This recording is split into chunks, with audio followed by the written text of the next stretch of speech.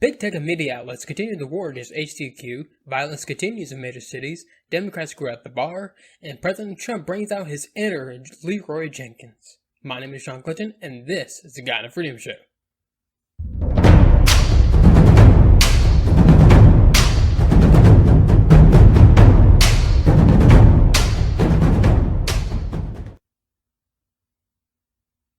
Alrighty guys, so I hope everyone having themselves a great week. Happy Saturday. So we have a lot to get to today, so let's just jump right into it. So first we're going to start with our COVID-19 update. So as I talked about last week, the cases in like Texas, Florida, and Arizona are continuing to actually go down now. We have reached the peak in those states. We have seen a spike in deaths, especially more in Texas and everything, which is not really surprising, considering like deaths are usually a trailing indicator of different cases. But the good news is, the actual like death rate is continuing to drop dramatically as more cases come in. Like the gap, like if you go back to like March and April, like the death rate will usually kind of follow where the cases go. So the more cases, the death rate would follow pretty closely. But as we've seen like this for this time around, yes, we have seen the kind of spike in deaths as the cases spike, but the actual death rate, the gap continues to get wider and wider and wider, which is really good. And that tells you that we're pretty much almost, not quite, but we are seeing that we're starting to see some kind of result of a herd immunity, because it ran probably through everybody at this point. So that's some really good stuff. But on the political front for COVID, the fight to keep schools open them up or keep them closed continues apace. But there's like the teachers' unions, like their demands are getting really ridiculous by day, pretty much. Like some of the things they're demanding now is they want to defund the police. They want healthcare for all. What else? They want to ban and to close down all charter and private schools, which doesn't make sense at all. It just doesn't. How does any of this relate to COVID in any way, protecting kids from COVID? But of course, as we've seen with kids, they're not really, yes, they can get it, of course, they're not immune to it, but they're not really at risk from dying from it. Really, the most they'll get is probably mild symptoms, maybe not even symptoms at all. And they don't really spread it. There's no reported case of a kid spreading it to an adult, which is some really, really, really good stuff. And that shows that we should be reopening the schools. But of course, people are trying to fight that and keep them closed and everything, claiming that if we do, there'll be a mass death and all that, which is obviously false. But yeah, it's just funny seeing the media just go completely nuts over the notion over opening the schools. So which brings me to this glorious piece in the New York Times. Right here it's quite something. So it's titled, "A Small Georgia City Plans to Put Students in Classrooms This Week." In-person classes without a mask requirement are scheduled to begin on Friday in Jefferson, worrying some parents, students, and teachers as the state confronts the coronavirus. Fun enough, this actually hits closer to home, because this is actually the school district that my brother and sister graduated from. So here's what this piece says. When Jennifer Fogel and her family moved from Indiana to Georgia 13 years ago, they settled in Jefferson, a small, handsome city an hour's drive from Atlanta, because they had heard about the excellent schools.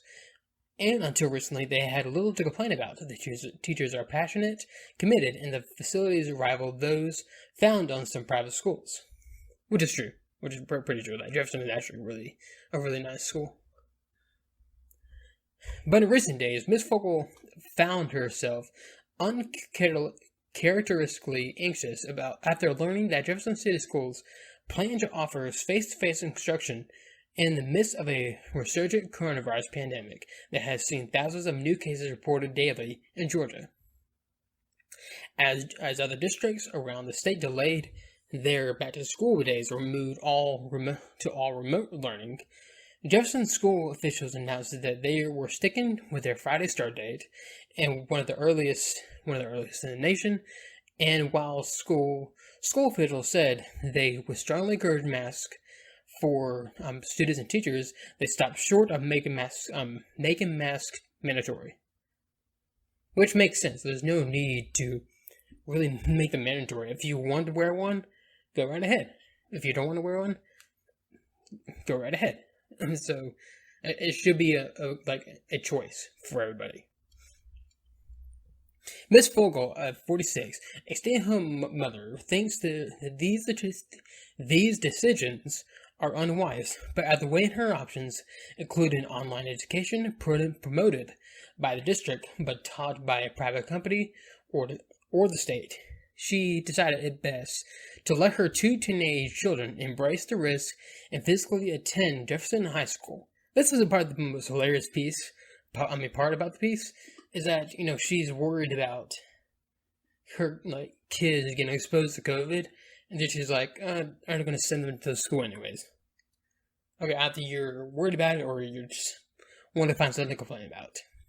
It seemed futile, she said, to go against the grain and heavily pro-Trump community where many see masks as the footprint of their personal freedom, and in a state where the Republican governor, Brian Kemp, has been urging districts to reopen their classrooms despite the pandemic's growing toll. There it is. There is the blame on Trump and Republicans, because they're evil. Trump and Republicans are evil. They want to kill children. I can't fix it, Miss Fogel said, so I have to learn how to live life as normal as possible and still try to protect ourselves. Okay, I mean, that's kind of almost reasonable from what she said right there. That's how we all need to really approach this. We cannot live, like I said many, many, many times already, we cannot sit here and live in fear day by day of this virus. Because this virus is not really, it is basically, for most people, it is basically a cold, sickness. Yes, it can get bad for many people, but, so can a cold, honestly. A cold can, really do some serious damage to an elderly person or person with a compromised immune system. And that's been the case for years at this point. The reopening plans have starkly divided Jefferson, a middle-class city of about 12,000 people, offering a likely preview of the contentious debates ahead for many other communities whose school years start closer to the end of summer. And by the way, it's not unusual for Jefferson to start this early. Jefferson is quite prominent to start in July. I never understood it, but that's just how they ran things. I mean, even the school I went to, they started pretty early, or was considered early to most people around the country. But to me, this is more normal time. So it's kind of crazy to hear people saying that, they started in September or whatever. An online petition created by 2 Jefferson High seniors calling for a mandatory mask rule has garnered more than 600 signatures. But a competing petition demanding that masks remain a choice for the students has attracted more than 200 signers, some of whom have left comments that underscore the politicized nature of the disagreement. Only liberals can get Rona, and I'm not a liberal, wrote one using the slang term for the coronavirus.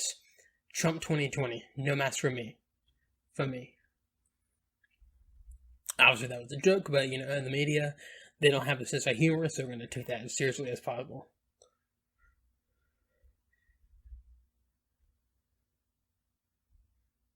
Especially this piece goes on and on and on and on and on about how the dangers of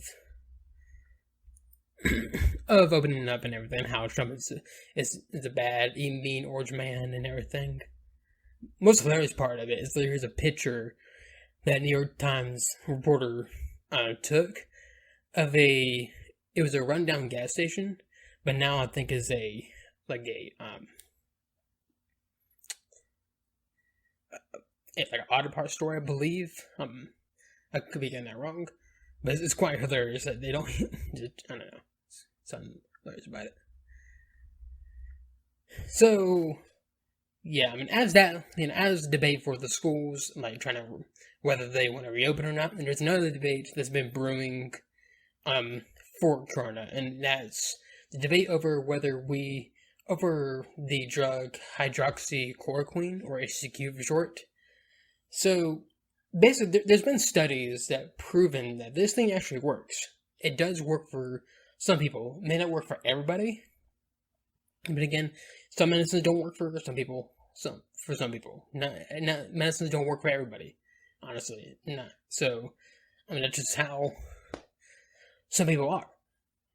But the debate, like, around HSQ is very telling and very interesting, because the only reason why it's become such a big thing is because President Trump, touted out back in March, saying that, this drug can help. And again, there has been studies that have proven it. But since Trump said it, that means that it can't work. It doesn't work at all. And so the media is trying to promote these studies that are saying, see, it can kill people, even though in those studies they were pretty much overdosed on the drug, on the medicine. So again, like taking the right dosage, you can really recover from. There's been many people who were taking the right dosage and have recovered from COVID, and then there's those people who took the wrong dosage and got seriously injured from it. It's the same as any other medicine in existence. Like, you take a wrong dosage, it can really hurt you. If you take the right dosage, day by day, you'll be fine. And yes, there is some side effects from it. The media is trying to really tout out that it can cause some heart problems. But, I mean, seriously, every other medicine in existence has some kind of side effects. And the likely chance of that happening is pretty low. Even for this. But it's so hilarious, even if it were to not really work, which again, studies show that it can work, the amount of pressure and movement to try to ban this drug and ban people for even talking about it is pretty telling. So there was this video that went around this past week. It was about some doctors in Washington D.C. talking about different things about COVID and everything, and one of the doctors mentioned HCQ, and here's a little bit what that sounded like. Okay, here's the video right here. I'm Dr. Stella Emanuel. I'm a primary care physician in Houston, Texas. I actually went to medical school in West Africa, Nigeria, where I took care of malaria patients, treated them with hydroxychloroquine and stuff like that. So I'm actually used to these medications. I'm here because I have personally treated over 350 patients with COVID. Patients that have diabetes, patients that have high blood pressure, patients that have asthma, old people. I think my oldest patient is 92, 87-year-olds. And the result has been the same. I put them on hydroxychloroquine, I put them on zinc, I put them on Zitromax, and they are all well. For the past few months, I've taken care of over 350 patients. We've not lost one. Not a diabetic, not somebody with high blood pressure, not somebody with asthma, not an old person. We've not lost one patient. And on top of that, I've put myself, my staff, and many doctors that I know on hydroxychloroquine for prevention, because by the very mechanism of action, it works early and as a prophylaxis. We see patients, 10 to 15 COVID patients every day. We give them breathing treatments. We only wear surgical masks. None of us has gotten sick. It works. So right now, I came here to Washington, D.C. to say, America, nobody needs to die.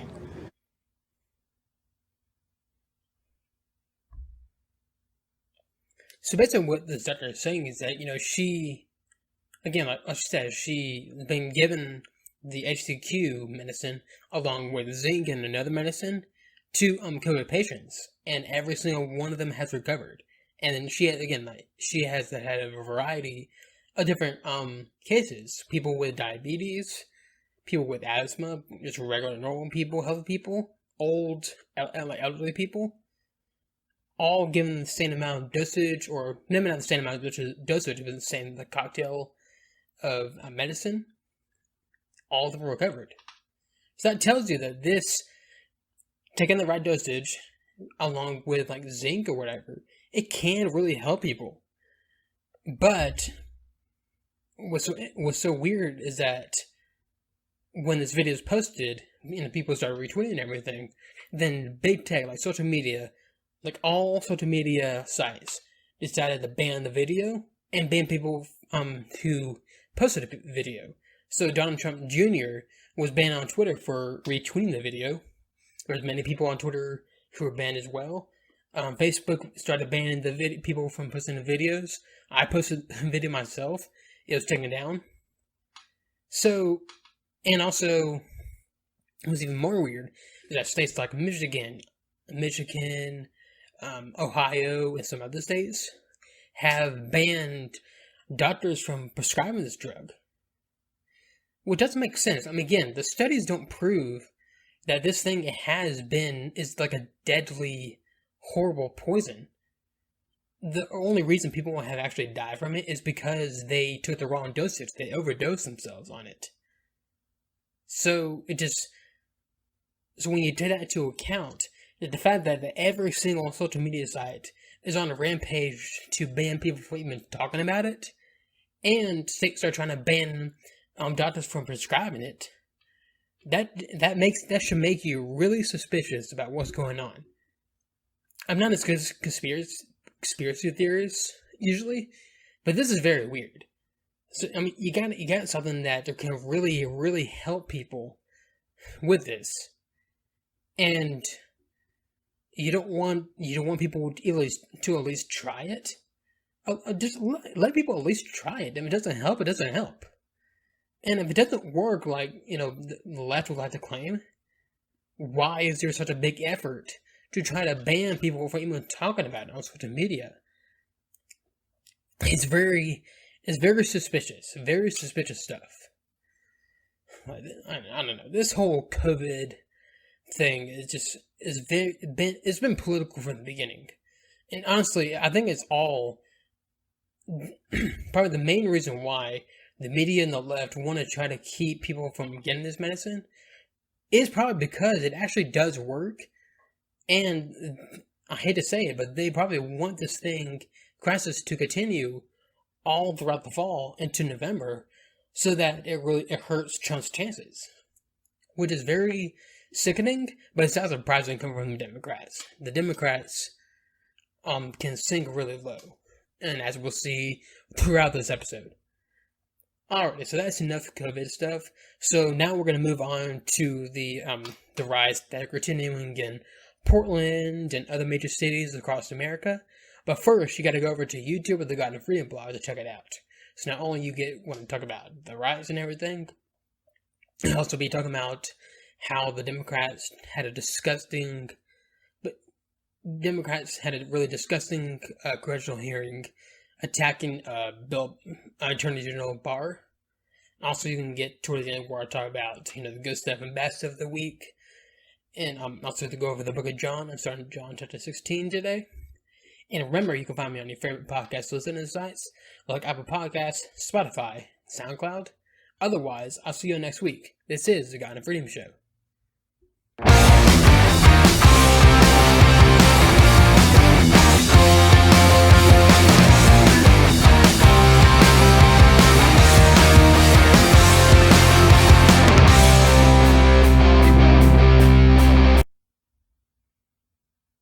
Alrighty, so let's move on to the riots and everything. So the riots continue on, especially in Portland and everything. It has quieted down over the past 24 hours or so. but it still continues to pace. People are still burning things, like destroying property and everything. So it's still happening. It's still like, it just doesn't make sense to me why the state governments and the city governments refuse to do anything. And now, of course, like I mentioned last week, President Trump has been sending federal troops to quash all this. But now the Democrats are still freaking out over it, saying that he's a fascist and that he has made things worse for people. And they even like I said, the violence has actually toned down over the past 24 hours. And the reason some Democrats are giving is because the federal troops are moved out. And that's the reason why violence is tamped down, but suggesting that it was the federal troops that started the violence in the first place, which is not true in the slightest. This is actually just from last night, right here in Portland.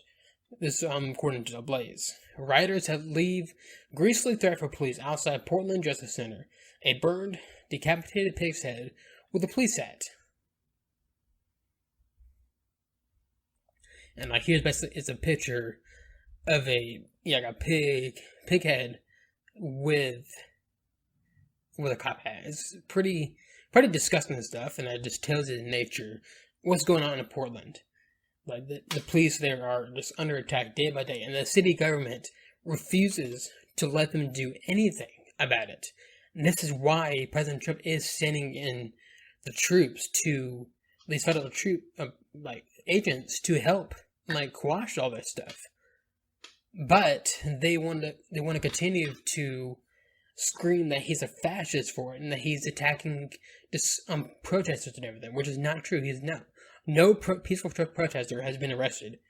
Everybody that's been arrested in Portland has all been rioters, and that's a proven fact.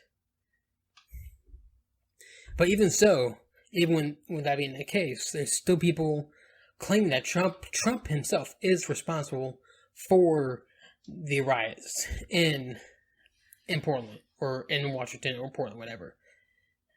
Washington, Portland, Seattle, or wherever. And it's because, he sent in the federal troops, and that's what caused violence. So here's the mayor of Seattle, Mayor Jenny Durkan, and here's what she had to say about it. We don't need help. We don't need the help that the president's offering. And in fact, I think the president's actions have directly escalated and were responsible for what happened this weekend. Many people who were interviewed by media said they came to protest because of what's happened in Portland. The protest itself was billed as something in solidarity with Portland. And so we are today. I requested the Department of Homeland Security, since there was no actions directed against the federal properties here, to ask them to remove the standby team that they have. So it's all Trump's fault. It's all Trump's fault for the violence in Portland. And really, again, according to the Insurrection Act of 1807, President Trump has all the power to quash these kind of riots and everything, especially if it does attack federal property, and that's what was happening in Portland. And the idea that the media is pushing is that they were all mostly peaceful. That's just the most vaguest line you can use. Yes, maybe most of them were peaceful, but those are not the people the DHA agents were going after. They're going specifically after people who are rioting. That's been the case. As obvious that you can look it up yourselves. So again, Portland's not the only city that's been going through this kind of violence. Major cities across America has been experienced this. Like Chicago, New York, Atlanta has experienced an uptick in violence, and of course the mayors there refuse outright to let the police do anything about it. And because of this, President Trump has, said that he's going to send more troops to these cities. And of course, prompting the mayors there saying that he's a racist and a fascist for it. So, I mean, this is going to get worse. And the idea that banning and like defunding the police is going to make this better, obviously that's not the case. Cities that have defunded the police has seen a dramatic uptick in violence. So, again, that obviously it doesn't work at all. Alrighty, so now on to what happened with Attorney General William Barr in the congressional hearing that happened this week. So basically, he was brought up to the hearing mostly because the Democrats were trying to make it a big deal about him investigating the investigators who investigated the Trump-Russia collusion thing, whatever, and that he actually launched an investigation into those folks to see if there was anything fishy going on, which is perfectly reasonable. And that whole investigation that went on for 2 years and came up with nothing, that probably should be investigated. That's just my opinion. But the Democrats in this hearing were their usual selves, trying really to attack Barr in any way possible, and not really let him speak or anything, calling him pretty much a murderer for COVID and everything, which is quite hilarious, and once again, this shows you just how disgusting and low Democrats can go to.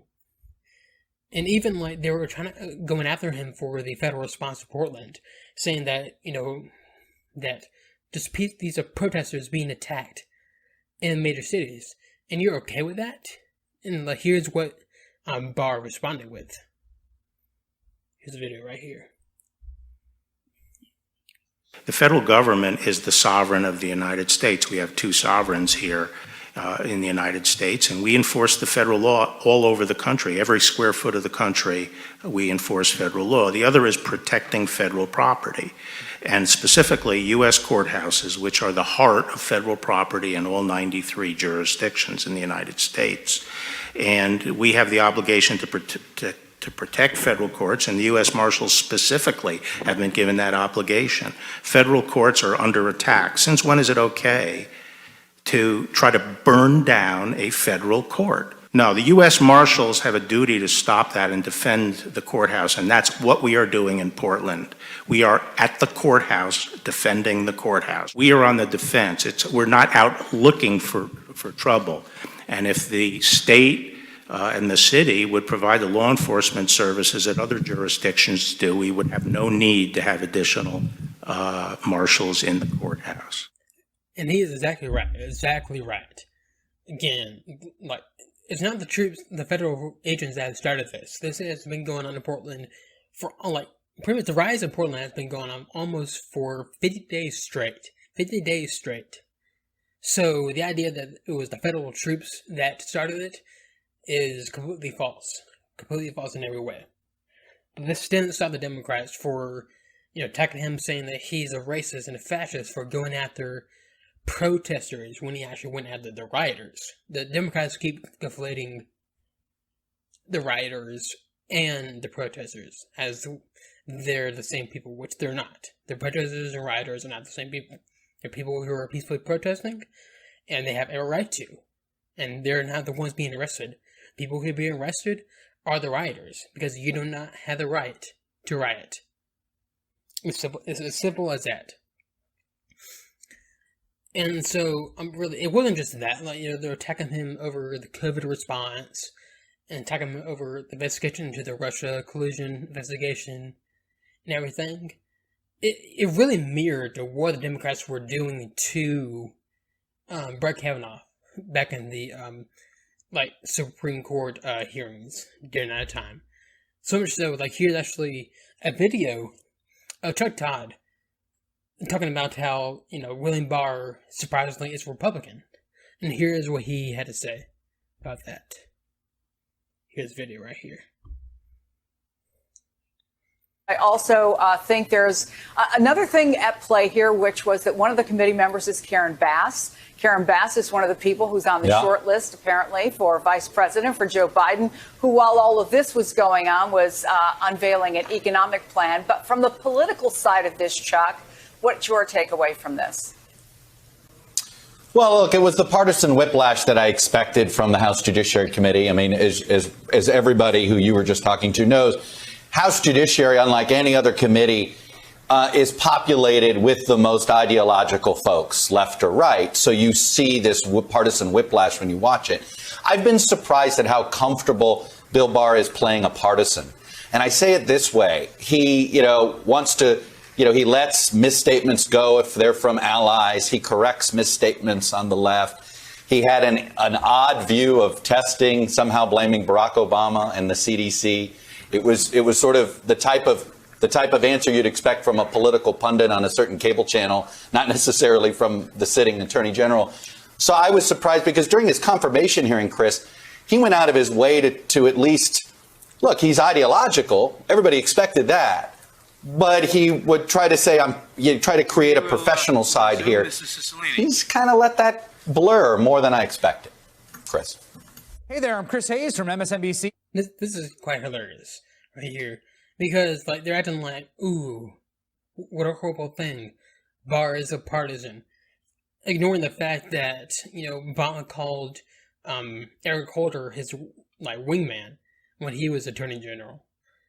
So it very much mirrors what Democrats did to Brett Kavanaugh, because since he got angry at them for calling him a gang rapist, he was the true partisan.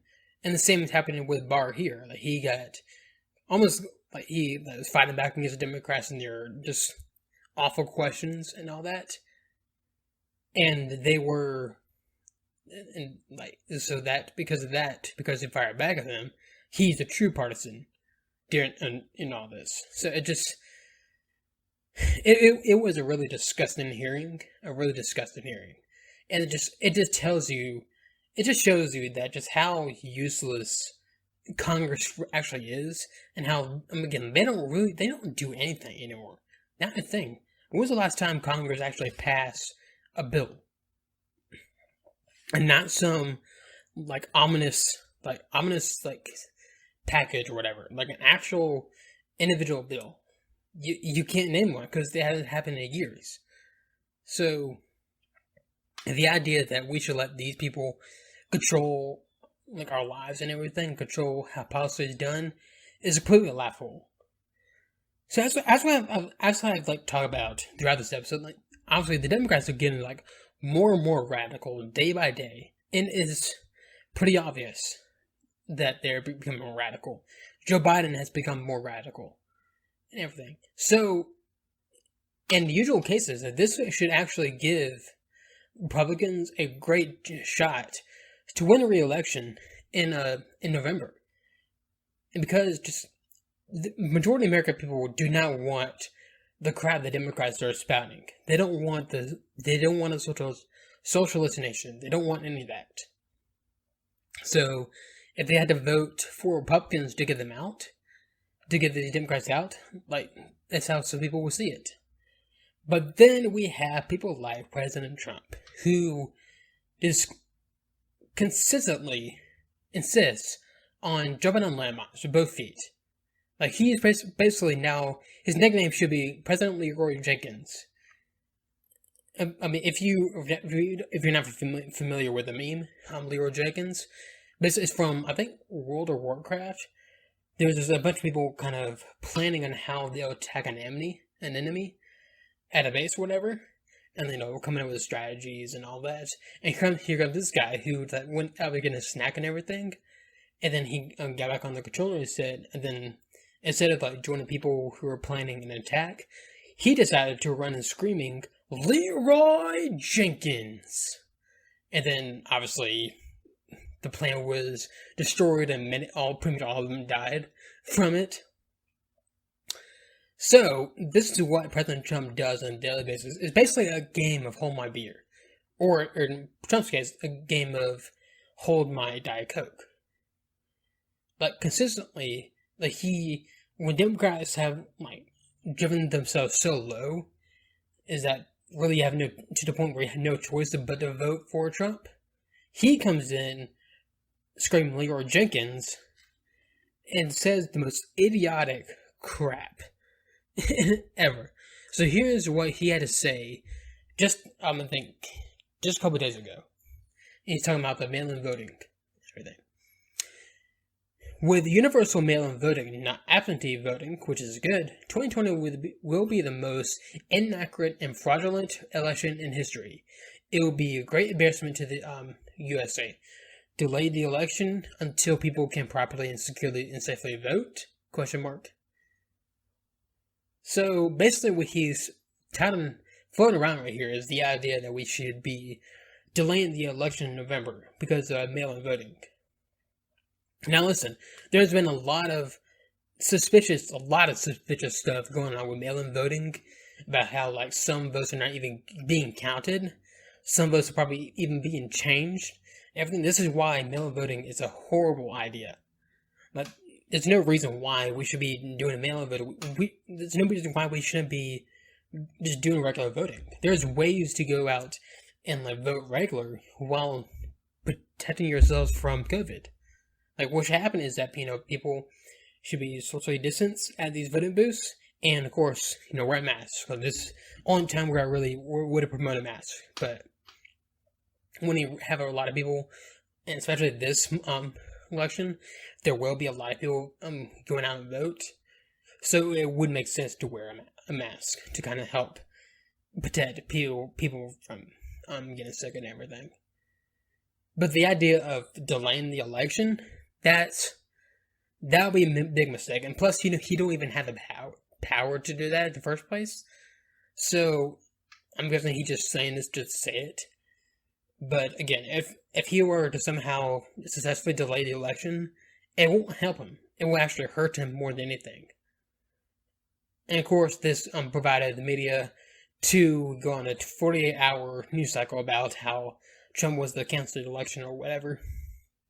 It's their usual tactics. But this is why Trump needs to stop. He needs to freaking stop. He is hurting himself day by day with this crap. This is why he's losing right now, because of stuff like this, and he is in fact losing, according to the Real Clear Politics voting average. This is the most recent update. So Biden is at 49%, and Trump is at 42. So there's about a 7.4 gap between Biden and Trump. Which in retrospect, the gap was a lot wider a couple weeks ago. So that's kind of a good thing that the gap has closed a little bit.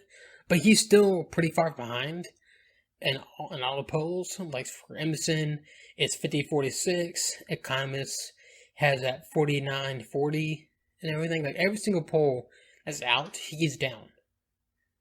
So that's not good. That is simply not good for President Trump. And this is why he needs to stop tweeting stupid stuff like this. He needs either a tweet checker, people who would check his tweet before he sends them out, or okay, I know I've mentioned this before, and I don't really want this to happen, but if he were to be banned from Twitter, again, I don't want it to happen, but if he were to be banned from Twitter, it would help him in two ways. One, it would give him some groundwork to say, see, social media is out to silence me and conservatives, which he would have a solid case for that. And there's already a solid case for that anyways. And plus, two, it would get him off Twitter. So, and if he's off Twitter, his chances will go up dramatically. So, somehow his campaign needs to somehow keep him busy for the next few months and keep him off Twitter as much as possible. And just let the Democrats do what they do. Right here. It's quiet. It's quite something. Whatever. Alright, so now let's get on to the Book of John right here. So today we'll be starting John chapter 16. And remember, you can follow me along if you want, and I'll be the New Living Translation. And we'll be going from verse 1 to 15. I have told you these things so that you won't abandon your faith. For you will be expelled from the synagogues, and the time is coming when those who kill you will think they are doing a holy service for God. This is because they have never known the Father or me. Yes, I'm telling you these things now, so that when they happen, you will remember my warning. I didn't tell you earlier because I was going to be with you for a while longer. The work of the Holy Spirit. But now I'm going away to the one who sent me, and not one of you is asking where I'm going. Instead, you grieve because of what I've told you. But in fact, it is best for you that I go away, because if I don't, the advocate won't come. If I do go away, then I will send him to you. And when he comes, he will convict the world of his sin and God's righteousness, and of the coming judgment. And of the coming judgment. The world's sin is that it refuses to believe in me. Righteousness is available because I go to the Father, and you will see me no more. Judgment will come because the ruler of this world has already been judged. There is so much more that I want to tell you, but you can't hear it now. When the Spirit of truth comes, he will guide you into all truth. He will not speak on his own, but he will tell you what he has heard. He will tell you about the future. He will bring me glory by telling you whatever he receives from me. All that belongs to the Father is of mine, and that this is why I said the Spirit will tell you whatever he receives from me. And this is very, obviously, a very strong prediction of the Pentecost, when the Holy Spirit comes onto the disciples and they start speaking the languages of different people there, and like tell people about Jesus and everything. So this is very reminiscent of what will happen. Also very reminiscent of what would be happening with, the end times, when, Judgment Day comes and everything. So it's very, very interesting stuff. So, yep, next week we'll continue on with John chapter 16. Probably finish it, actually. So, yeah, we're moving along with it. So, alrighty, so now time for some good stuff and bad stuff of the week. So, some good stuff of the week. This is actually pretty cool right here. So, after probably seen with different sports teams, like MLB, the NBA, the NFL, there's been a lot of players who have kneeled for the national anthem as part of the protest with the new, police brutality and systematic racism and everything. But there's been some people who have refused to actually kneel for the national anthem. And one of them is a guy named Jonathan Isaac, who is player for the plays in the NBA. I don't know what team he's on, but here's what he had to say about kneeling for the national anthem. Absolutely. I believe that Black Lives Matter. A lot went into my decision, and part of it is, first off, is my thought that, kneeling or wearing a Black Lives Matter t-shirt don't go hand in hand with supporting Black lives. And so I felt like, just me personally, and what it is that I believe in, standing on the stance that I do believe that Black Lives Matter, but I just felt like it was the decision that I had to make, and I didn't feel like putting that shirt on and kneeling went hand in hand with supporting Black lives, or that it made me support Black lives or not. I believe that for myself, my life has been supported through the gospel of Jesus Christ, and that everyone is made in the image of God, and that we all fall short of God's glory, and that each and every one of us, each and every day, do things that we shouldn't do. We say things that we shouldn't say. We hate and we dislike people that we shouldn't hate and dislike. And sometimes it gets into a point where we point fingers about whose evil is worse. And sometimes that comes down to simply whose evil is most visible. So I felt like I wanted to just take a stand on it.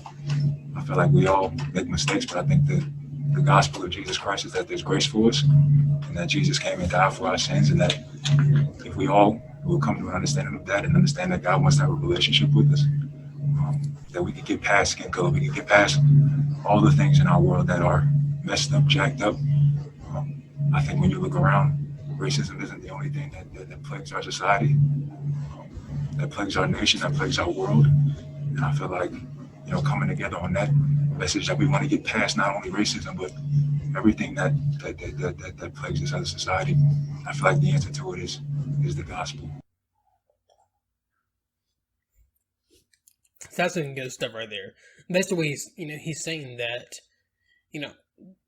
he only really pretty much kneels only to God and everything, that this is how we can fix the problems in our society with the gospel of Jesus Christ. And because, obviously he said many times that, Black lives do matter.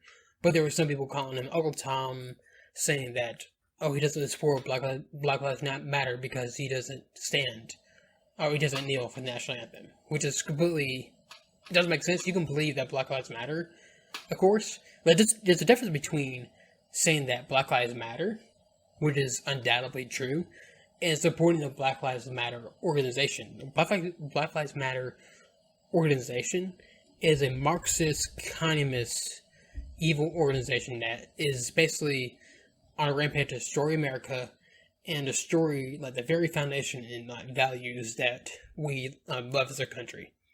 But the actual Black Lives Matter saying, that is undoubtedly true by all measures. Of course, Black Lives Matter. Of course they do. That's what he's saying.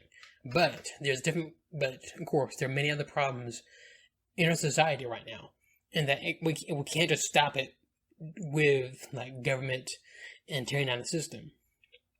It has to be through the gospel of Jesus Christ. So I really applaud him for saying this right here, and he's not the only one that said something like this. Alrighty, so now time to some bad stuff of the week. So some bad stuff of the week, a couple of things that really bad things that happened over the past week. So this happened late last week, very late last week. I think on Saturday or Friday, I believe. Hold on.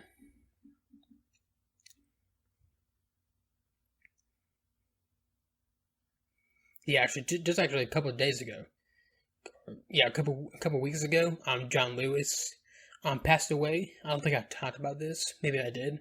If I did, I'm sorry, but yeah, John Lewis sadly passed away from pancreatic cancer, and of course, they held his funeral over the past week or so. Going around Atlanta, Selma, and everything. So our prayers go out to him and his family. And also, just over the past, just a couple of days ago, Herman Cain, who was, business executive who ran for president a few years, back in 2008, I believe, or 2012, he sadly passed away from COVID, from complications with COVID and everything. So that's, again, prayers go out to him and his family.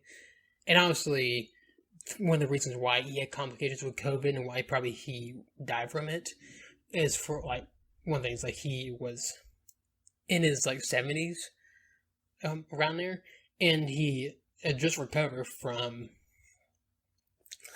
colon cancer, stage 4 colon cancer. So his immune system was already compromised due to probably chemo treatment and everything. So that's probably why he succumbed to COVID. But of course, this, just to show how low Democrats can go, they took this opportunity to blame Trump for his death because Herman Cain happened to attend Trump's rally back in, I think it was June, I believe. That was Trump's rally. I'm pretty sure it was June. And he attended there, and I think about a week later, just over a week later, he was diagnosed with COVID. Now there's no proof that he actually got it from Trump's rally, We don't know where he got it. And plus, there's not really been a proven outbreak among people who actually went to the Trump rally. If there was, trust me, that would be all over the media. All over the media. So, possibly he could have gone there, but again, he could have gone it from anywhere. That's just how this virus works. You can get it from anywhere at any time. But this didn't stop Democrats from sticking solo, blaming Trump for his death, and saying that it serves Kim McCain right for not wearing a mask, for being anti-mask, and claiming that he called COVID a hoax when he actually didn't. He actually did not call it a hoax. But here's what the Democratic coalition had to say about it. Trump's Tulsa rally has claimed his highest profile victim yet. Rest in peace, Herman Cain. Seriously, go F yourselves. Go F yourselves, because that's disgusting stuff. Blaming Trump for something like this is very disgusting, very disgusting stuff. And I don't know, this is just how partisan and just how awful politics has been getting right here. When we can't even commemorate someone who just died. When we just had to find something politically to fight about over someone's death. Just how far our politics has fallen. Alrighty, so I'll be back here next week with all the latest. My name is Sean Clinton, and this is the Guide to Freedom Show. If you enjoyed this episode of the Guide to Freedom Show, hit that like button and follow the page to get more content. You can also find me on your favorite podcast listening sites like Apple Podcasts, Spotify, and SoundCloud. Thank you for listening or watching.